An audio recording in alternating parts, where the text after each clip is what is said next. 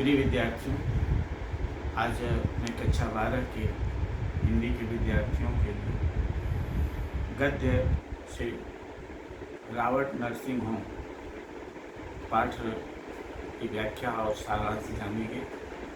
इसके पूर्व पहले हम रावट नर्सिंग होम के लेखक का जीवन परिचय जान लेते हैं। इनके लेखक हैं कन्हैयालाल मिश्र प्रभाकर जी। कन्हैयालाल मिश्र प्रभाकर जी का जन्म एक निर्धन ब्राह्मण परिवार में 29 मई सन 1906 ईस्वी में सहारनपुर जिले के देवबंद में हुआ था। इनके पिता सरल स्वभाव के धार्मिक प्रवृत्ति के थे और पौरोहित्य कर्म के द्वारा परिवार की आजीविका चलाते थे। पिताजी का स्वभाव अत्यंत सरल एवं मधुर था, किंतु इनकी माताजी का स्वभाव कुछ तीखा था। इन्होंने अपने संस्मरण में स्वयं कहा है और लिखा है कि वे अर्थात मेरे पिताजी दूध मिश्री और मेरी माता लाल मिर्च,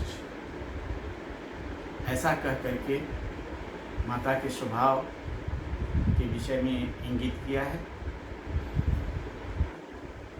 पारिवारिक स्थिति अच्छी न होने के कारण इनकी प्राथमिक शिक्षा किसी प्रकार से हुई और अक्षर ज्ञान करने के बाद ये खुर्जा के संस्कृत विद्यालय में पढ़ने के लिए चले गए। वहाँ जा करके पढ़ते हुए नेता अशरफ अली खां से राष्ट्रीय नेता आसफ अली खां के भाषण को सुनकर के इतना प्रभावित हुए कि शिक्षण कार्य को छोड़कर बीच में परीक्षा को छोड़ करके राष्ट्र की सेवा के लिए निकल रहे थे। तब से वे लगातार राष्ट्र की सेवा में तत्पर हो गए।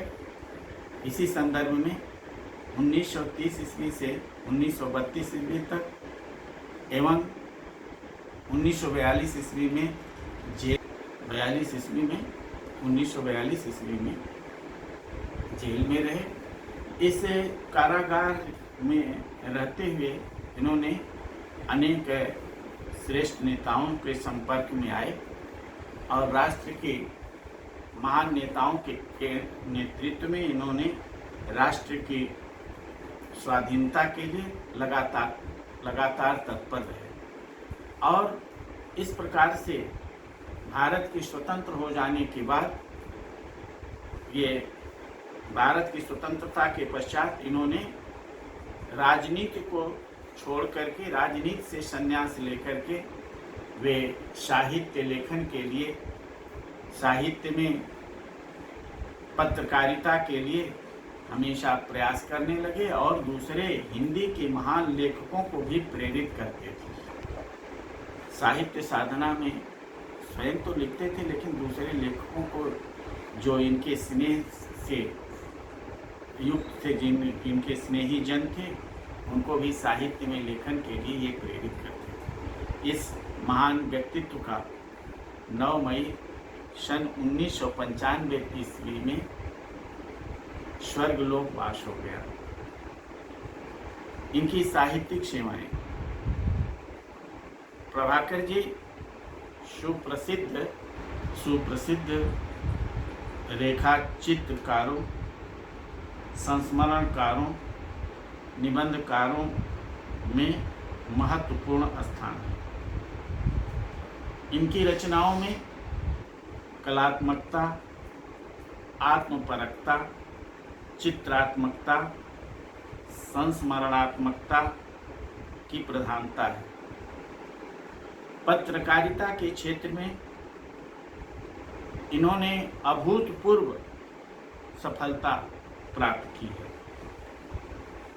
पत्रकारिता में स्वार्थपरता से अलग रहकर मानवीय मूल्यों की स्थापना किए।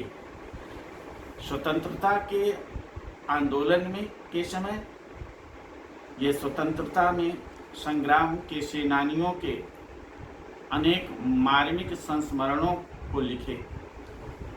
इन संस्मरणों में भारत के स्वाधीनता संग्राम का इतिहास स्पष्ट हुआ है। इस प्रकार से संस्मरण, रिपोर्टाज एवं पत्रकारिता के क्षेत्र में प्रभाकर जी की सेवाएं सदा स्मरणीय रहेंगी। इनकी रचनाएं, प्रभाकर जी ने कुल 9 ग्रंथों की रचना की है।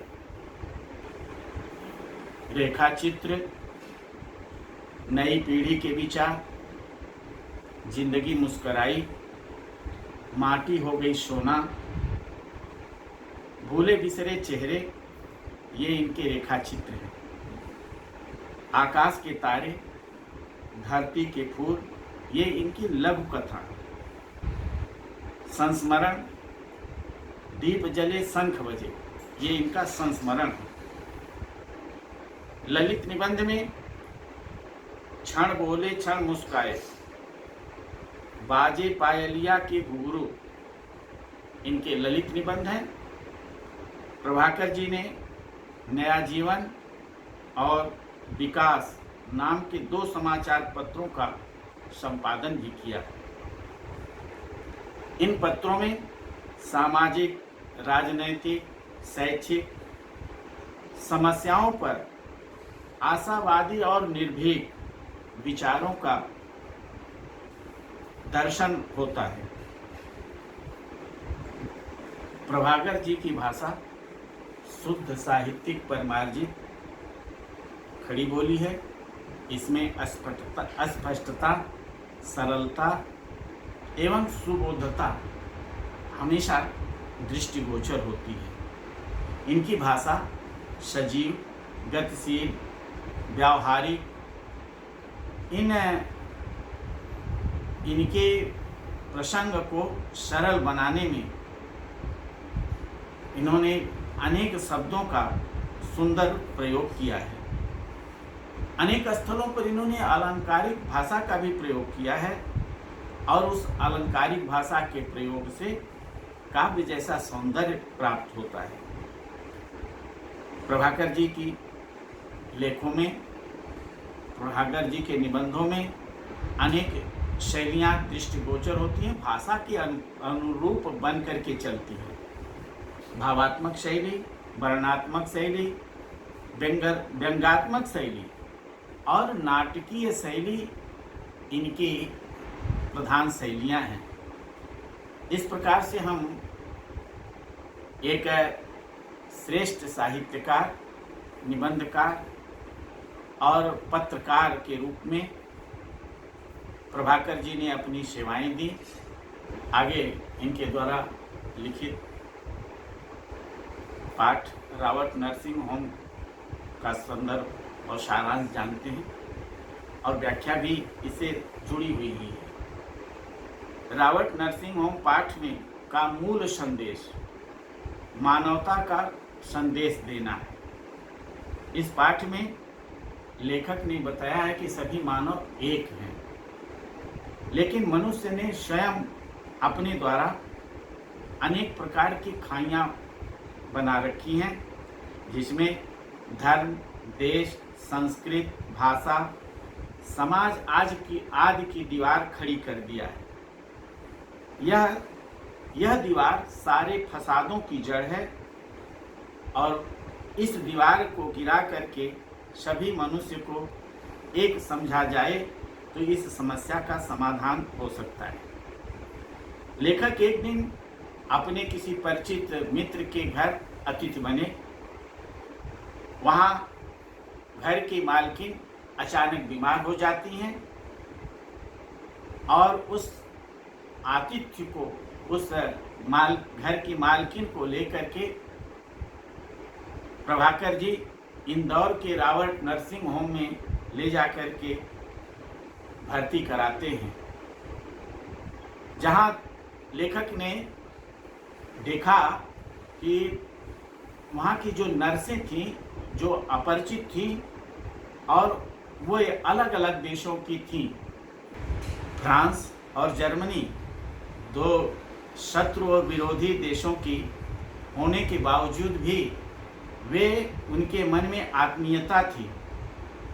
उन नर्सों के हृदय में मानवता पहले थी और वह जाति धर्म विरोध की भावना से परे होकर के मानवता की सेवा में लगातार तत्पर रहती थी।